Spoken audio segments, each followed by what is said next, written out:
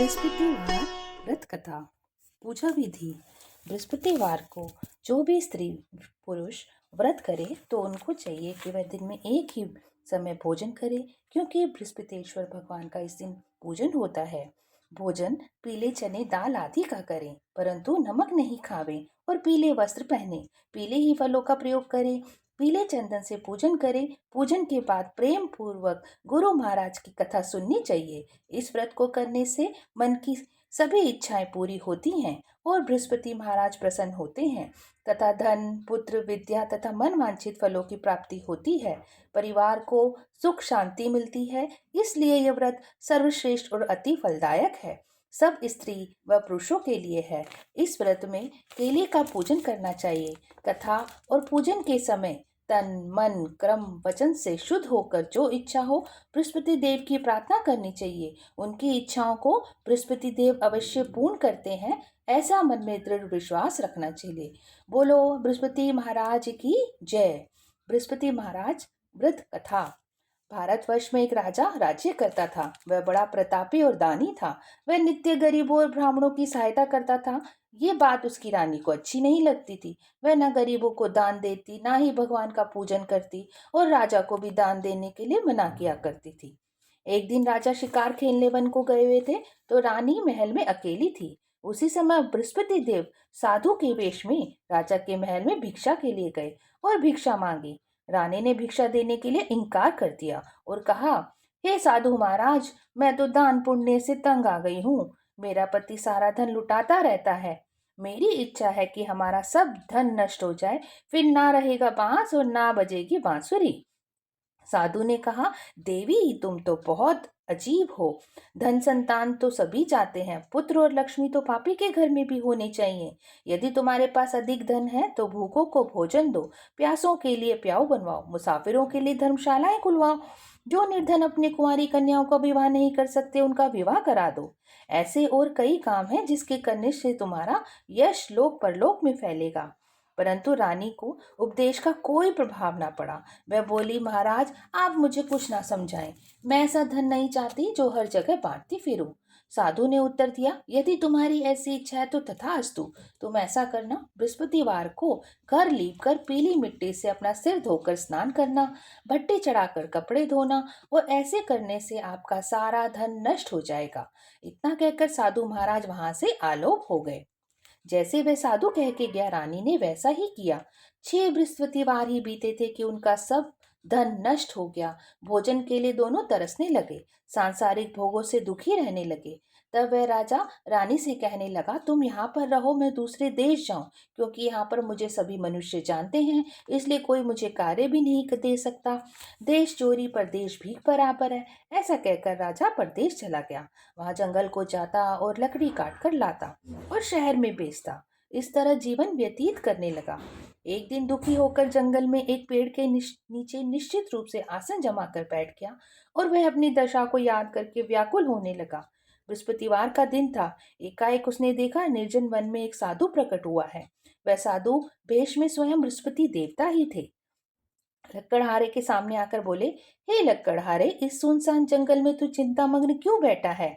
लक्कड़हारे ने दोनों हाथ जोड़कर प्रणाम किया और उत्तर दिया, महाराज आप, मैं और क्या कहूँ, आप सब कुछ जानते हैं। और ये कहकर वह रोने लगा। साधु को आत्मकथा सुनाई। महात्मा जी ने कहा, तुम्हारी स्त्री ने बृहस्पतिवार के दिन वीर भगवान का निरादर किया है, जिसके कारण रुष्ट होकर तुम्हारी ये दशा कर दी है। अब तुम चिंता को दूर करके मेरे कहने पर चलो तो तुम्हारे सब कष्ट दूर हो जाएंगे और भगवान पहले से भी अधिक संपत्ति देंगे। तुम बृहस्पति के दिन पाठ किया करो। 2 पैसे के चने मुनक्का मंगवाकर उनका प्रसाद बनाओ। शुद्ध जल से लोटे में शक्कर मिलाकर अमृत तैयार करो। कथा के पश्चात अपने सारे परिवार और सुनने वाले प्रेमियों में अमृत व प्रसाद बांटकर आप भी ग्रहण किया करो। ऐसा करने से भगवान तुम्हारी सभी मनोकामनाएं पूरी करेंगे। साधु के ऐसे वचन सुनकर लकड़हारा बोला, हे प्रभु, मुझे लकड़ी बेचने पर इतना पैसा नहीं मिलता जिससे भोजन करने के उपरांत मैं कुछ बचा सकूं। मैंने रात्रि में अपनी स्त्री को व्याकुल देखा है। मेरे पास कुछ भी नहीं जिससे उसकी खबर मंगा सकूं। साधु ने कहा, हे लक्कड़हारे, तुम किसी बात की चिंता मत करो। बृहस्पति के दिन तुम्हें रोजाना की तरह लकड़ियां लेकर शहर जाओ। तुमको रोज से दुगना धन प्राप्त होगा, जिससे तुम भली भांति भोजन कर लोगे और बृहस्पति देव की पूजा का सामान भी आ जाएगा। इतना कहकर साधु अर्तन ध्यान हो गए। धीरे धीरे समय व्यतीत होने लगा। फिर वही बृहस्पतिवार का दिन आया। लकड़हारा जंगल में लकड़ी काटकर किसी भी शहर में बेचने गया। उसे उस दिन अधिक पैसा मिला। राजा चना गुड़ आदि लाकर गुरुवार का व्रत किया। उस दिन से उनके सभी कलेश दूर हुए। परंतु जब दोबारा गुरुवार का दिन आया तो बृहस्पतिवार का व्रत करना भूल गया।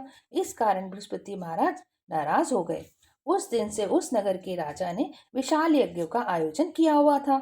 शहर में घोषणा करा रखी थी कि कोई भी मनुष्य अपने घर भोजन ना बनावे, ना ही आग जलावे। समस्त जनता मेरे यहाँ भोजन करने के लिए आए और इस आज्ञा को जो नहीं मानेगा उसे फांसी की सजा दी जाएगी। इस तरह की घोषणा संपूर्ण नगर में करवा दी गई। राजा की आज्ञा अनुसार शहर के सभी लोग भोजन करने के लिए गए, लेकिन लकड़हारा कुछ देर से पहुंचा। इसलिए राजा उसे अपने साथ ले आए और ले जाकर भोजन करा रहे थे कि रानी की दृष्टि उसी खूंटी पर पड़ी जिस पर उसका हार लटका हुआ था, पर वह वहां पर ना दिखाई दिया। रानी ने निश्चय किया कि मेरा हार इस मनुष्य ने चुरा लिया है। उसी समय पुलिस को बुलाकर उसे जेल खाने में डलवा दिया। जब लक्कड़हारा जेल खाने में पड़ गया और बहुत दुखी होकर विचार करने लगा, ना जाने कौन से पूर्व जन्म के कर्म से मेरे ये दुख प्राप्त हुआ है, और साधु को याद करके जंगल में जो मिला था उसे याद करके रोने लगा। उसी समय तत्काल बृहस्पति देव साधु के रूप में प्रकट हुए और उसे दशा देखकर कहने लगे, अरे मूर्ख, तूने बृहस्पतिवार की कथा नहीं कही, इसी से तुम्हें दुख प्राप्त हुआ है। अब तू चिंता मत कर। बृहस्पतिवार के दिन जेल खाने में दरवाजे पर 4 पैसे पड़े मिलेंगे, उससे तो बृहस्पति देव की पूजा करना, तेरे सभी कष्ट दूर हो जाएंगे। बृहस्पति के रोज उसे 4 पैसे पड़े मिले। लकड़हारे ने कथा कही और उसी रात्रि को बृहस्पति देव ने उस नगर के राजा के स्वप्न में कहा, हे राजा, तुमने जिस आदमी को जेल खाने में बंद कर रखा है वह निर्दोष है, वह राजा है, उसे छोड़ देना। रानी का हार उसी खूंटी पर लटका है और अगर तू ऐसा नहीं करेगा तो मैं तेरे राज्य को नष्ट कर दूंगा। इस तरह रात्रि के स्वप्न को देखकर राजा प्रातःकाल उठा और खूंटी पर हार देखकर लक्कड़हारे को बुलाकर क्षमा मांगी और लक्कड़हारे को योग्य सुंदर वस्त्र आभूषण देकर विदा किया तथा बृहस्पति देव की आज्ञा अनुसार लक्कड़हारा अपने नगर को चल दिया। राजा जब अपने नगर के निकट पहुंचा तो उसे बड़ा आश्चर्य हुआ। नगर में पहले से अधिक बाग, तालाब, कुएं और बहुत सी धर्मशाला, मंदिर आदि बन गए थे। राजा ने पूछा, ये बाग और धर्मशाला किसके हैं? तब लोग कहने लगे, ये सब रानी और बांदी के हैं। राजा को आश्चर्य भी हुआ और गुस्सा भी आया। जब रानी को एक खबर सुनी कि राजा आ रहे हैं तो उसने बांदी से कहा, हे दासी, देख राजा हमको कितनी बुरी हालत में छोड़ गए थे। हमारी ऐसी हालत देखकर वह लौट न जाए, इसलिए तू दरवाजे पे खड़ी हो जा। आज्ञा अनुसार दरवाजे पे खड़ी होगी दासी और जब राजा आए तो उन्हें अपने साथ ले आई। तब राजा क्रोध होकर अपनी रानी से पूछते हैं, ये धन तुम्हें कैसे प्राप्त हुआ? तब उन्होंने कहा कि ये सब धन हमें बृहस्पति देव के व्रत से प्रभाव से प्राप्त हुआ है। राजा ने निश्चय किया, 7 रोज तो सभी बृहस्पति देव का पूजन करते हैं, परंतु मैं रोजाना दिन में 3 बार कहानी कहा करूंगा और रोज व्रत किया करूंगा। अब हर समय राजा के दुपट्टे में चने की दाल बंधी रहती। दिन में वह 3 बार कहानी कहता। एक रोज राजा ने विचार किया कि चलो अपनी बहन के यहाँ हो आए। इस तरह निश्चय कर राजा घोड़े सवार पर बहन के यहाँ चलने लगा। मार्ग में उसने देखा कुछ आदमी एक मुर्दे को लिए जा रहे हैं। उन्हें रोककर राजा कहने लगा, अरे भाइयों, मेरी बृहस्पतिवार की कहानी सुन लो। वे बोले, लो, हमारा तो आदमी मर गया है, इसको कथा की पड़ी है। परंतु कुछ आदमी बोले, अच्छा, तो हम तुम्हारी कहानी सुनते हैं। राजा ने दाल निकाली और जब कथा आधी हुई तो मुर्दा हिलने लगा और जब कथा समाप्त हो गई तो मनुष्य राम राम करके उठ खड़ा हो गया। आगे मार्ग में उसे एक किसान खेत में हल चलाता हुआ मिला। राजा ने उसे देखा और बोला, अरे भाइयों, तुम मेरी बृहस्पतिवार की कहानी सुन लो। किसान बोला, जब तक मैं तेरी कहानी सुनूंगा तब तक 4 हरैया जोत दूंगा। जा अपनी कहानी किसी और को ही सुनाना। इस तरह राजा जब आगे चलने लगा, राजा के हटते ही बैल पछाड़ खाकर गिर गए। उसके पेट में बड़ी जोर से दर्द होने लगा। उस समय उसकी माँ रोटी लेकर आई तो उसने देखा, अपने पुत्र से हाल पूछा। बेटे ने सभी हाल कह दिया। बुढ़िया दौड़ी दौड़ी उस घुड़सवार के पास गई और बोली, मैं तेरी कथा सुनूंगी तो अपनी कथा के खेत पर चलकर ही सुनाना। राजा ने बुढ़िया की खेत पर जाकर कथा कही तो जिसे सुनते ही बैल उठ खड़े हुए तथा किसान के पेट में दर्द बंद हो गया। राजा अपनी बहन के यहाँ पहुंचे। बहन ने भाई की खूब मेहमानी की। दूसरे रोज प्रातःकाल राजा उठा और देखने पर लगा कि सब लोग भोजन कर रहे हैं। राजा ने अपनी बहन से कहा, कोई ऐसा मनुष्य जिसने भोजन ना किया, मेरी बृहस्पतिवार की कहानी सुन ले। बहन बोली, भैया ये देश ऐसे ही है, पहले यहाँ भोजन करते हैं, बाद में अन्य काम करते हैं। अगर कोई पड़ोस में है तो देख कर लाती हूँ। वह ऐसा कहकर देखने चली गई, परंतु कोई ऐसा व्यक्ति नहीं मिला जिसने उसने भोजन ना किया हो। अतः वह एक कुमार के घर गई जिसका लड़का बीमार था। उसे मालूम हुआ उसे 3 रोज से किसी ने भोजन नहीं किया है। रानी ने अपने भाई की कथा सुनाने के लिए कुमार से कहा तो वह तैयार हो गया। राजा ने जाकर बृहस्पतिवार की कथा कही, जिसको सुनकर उसका लड़का ठीक हो गया। अब तो राजा की प्रशंसा होने लगी। एक रोज राजा ने अपनी बहन से कहा, हे बहन, हम अपने घर को जाएंगे, तुम भी तैयार हो जाओ। राजा की बहन ने अपनी सास से कहा। सास ने कहा, "हाँ, चली जा, परंतु लड़कों को मत ले जाना, क्योंकि तेरे भाई की कोई औलाद नहीं है।" बहन ने कहा, भैया, मैं तो चलूंगी, परंतु कोई बालक नहीं जाएगा। तो भाई ने कहा, जब बालक नहीं जाएगा तो तुम चलकर क्या करोगे? बड़े दुखी मन से राजा अपने नगर को लौट आए। राजा ने अपनी रानी से कहा, हम निर्वंशी राजा हैं, हमारा मुंह देखने का धर्म नहीं और कुछ भोजन आदि नहीं किया। रानी बोली, हे प्रभु, बृहस्पति देव ने हमें सब कुछ दिया है तो हमें औलाद अवश्य देंगे।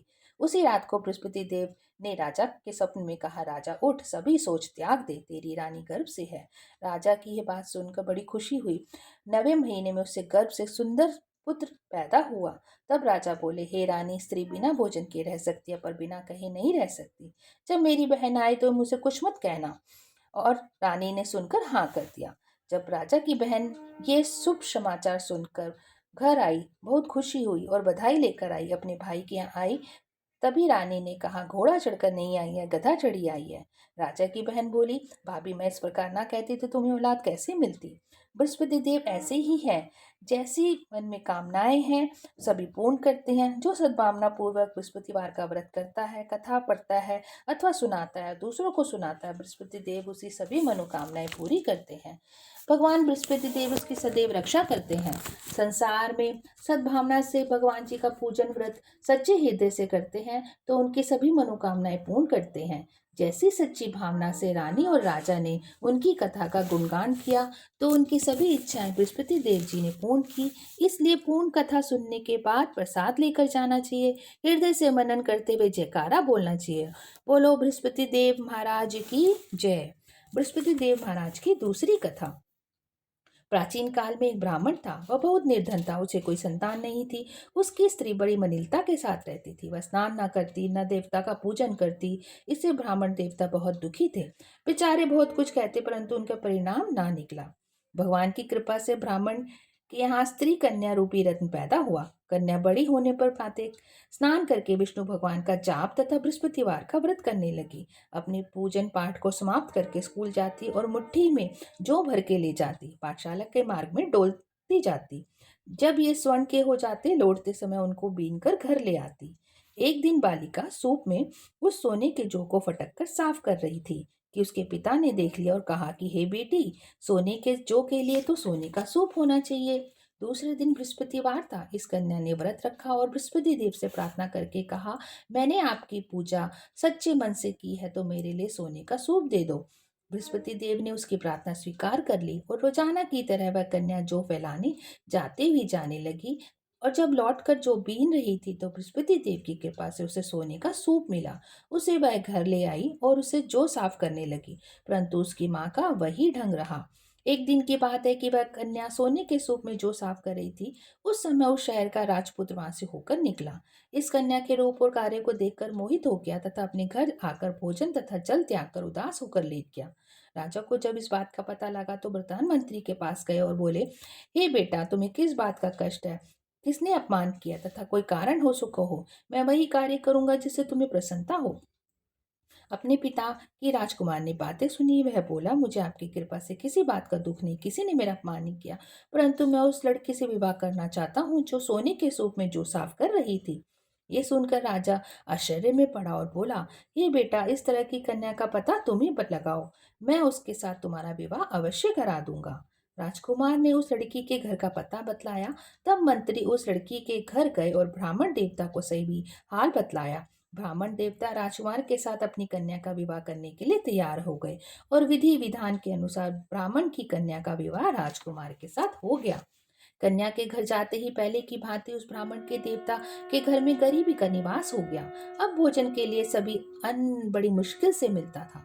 एक दिन दुखी होकर ब्राह्मण देवता ने अपनी पुत्री के पास गए। बेटी ने पिता की दुखी अवस्था को देखा और अपनी माँ का हाल पूछा। तब ब्राह्मण ने सभी हाल कहा। कन्या ने बहुत सा धन देकर अपने पिता को विदा कर दिया।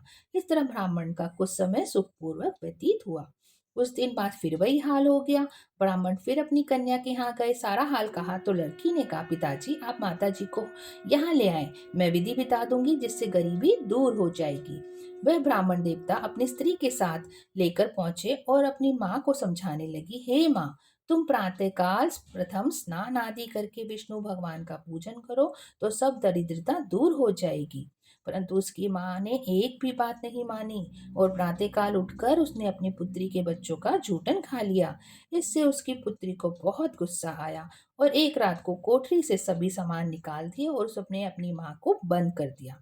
प्रातःकाल उसने माँ को निकाला, स्नान आदि करके पाठ करवाया तो माँ की बुद्धि ठीक हो गई।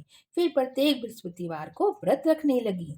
इस व्रत के प्रभाव से उनके माँ बाप बहुत ही धनवान और पुत्रवान हुए और बृहस्पति देव के प्रभाव से इस लोक को सुख भोग कर स्वर्ग को प्राप्त हुए। बोलो बृहस्पति देव महाराज की जय। बोलो विष्णु भगवान की जय। इति बृहस्पतिवार व्रत कथा समाप्त।